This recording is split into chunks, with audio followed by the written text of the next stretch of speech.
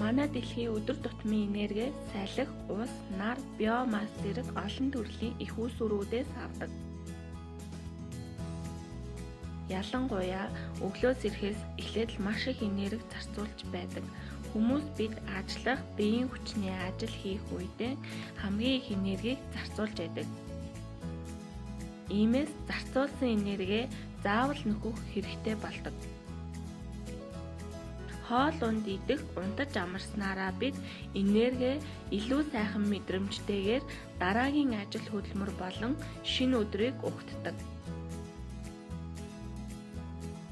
Жишээлбэл мод бидэнд энерги бүрдүүлэх боломжийг, энергийн нэгэн үүсвэрээ нөхөж авах боломжийг олгодог. Модоор зөвхөн юмсыг барьж байгуулдаггүй.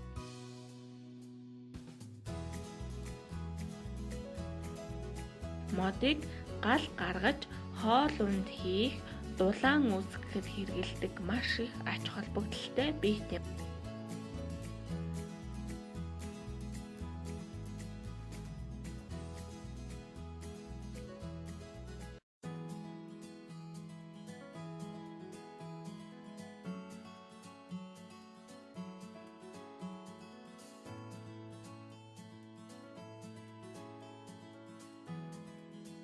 Мөн агаарыг цэвэршүүлэх, хүчил төрөгч ялгаруулдаг, бусад амьд биетэд амьдрал бэлэглэгч хүчин зүйлсийн нэг юм.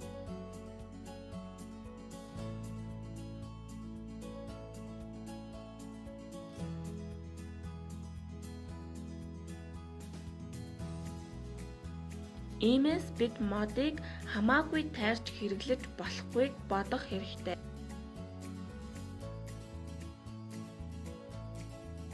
Хэрв энэ чигээрээ модыг тайрсаар байвал үзэсгэлэнд ой модгүй бол.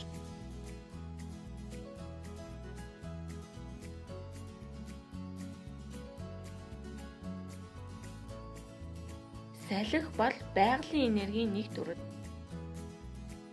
Усан тээвэр аялалд эртнээс ашиглаж ирсэн. Мөн салхи байгаа цагт салхины энергийг ашиглаж дуусна гэж айх аюулгүй.